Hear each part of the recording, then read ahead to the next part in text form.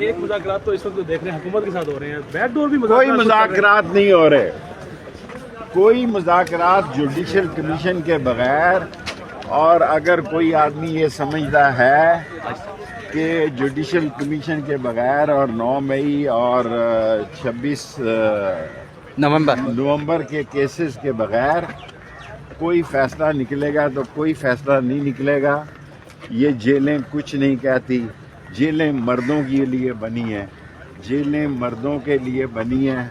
اور جیلیں جو ہیں وہ کسی صورت میں بھی لرزہ کمزور نہیں کریں گی, اور یہ مذاکرات ناکام ہوں. شیخ صاحب آپ اپنا مذاکرات 110% مذاکرات ناکام ہیں. شیخ صاحب اپنا مستقبل کیا دیکھ رہے ہیں سیاسی طور پہ؟ آصف منیر صاحب نے آپ کو سلام بھیجا. وعلیکم السلام. سر جی اپنا شیخ صاحب بھائی جان, میں آپ کو کہہ چکا ہوں کہ یہ مذاکرات ناکام ہوں گے. آپ عمران خان کے ساتھ کھڑے ہیں. ناکام ہوں گے. میں ایک ہی شخص کے ساتھ کھڑا ہوں. سر اپنا سیاسی مستقبل کیا دیکھ رہے ہیں؟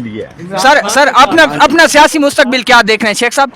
میرا سیاسی مستقبل یہ آپ کے سامنے یہ سارے کیمرے ہیں, روشن ہے سر. انشاءاللہ.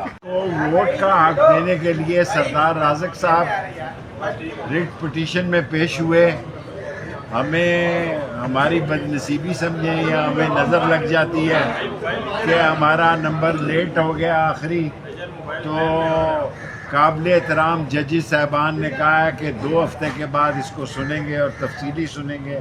اور یہ بڑا اہم کیس ہے, اور الیکشن سے پہلے اوورسیز پاکستانیز کے ووٹ کا حق کا فیصلہ ہوگا.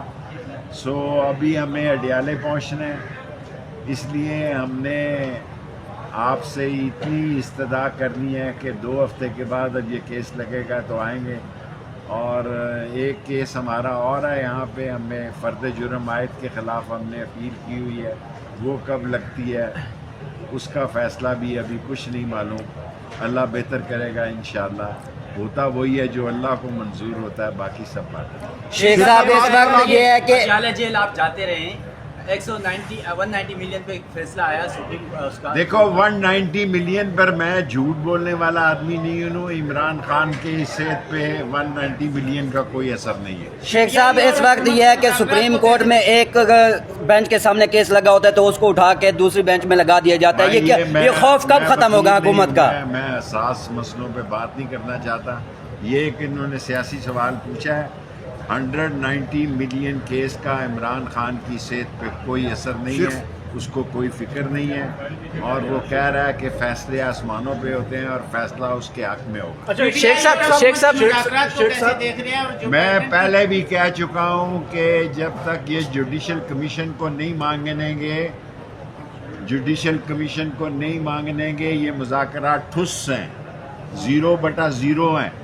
ان مذاکرات کی کوئی اذیت نہیں جب تک کہ یہ جوڈیشل کمیشن کو نہیں مانیں گے.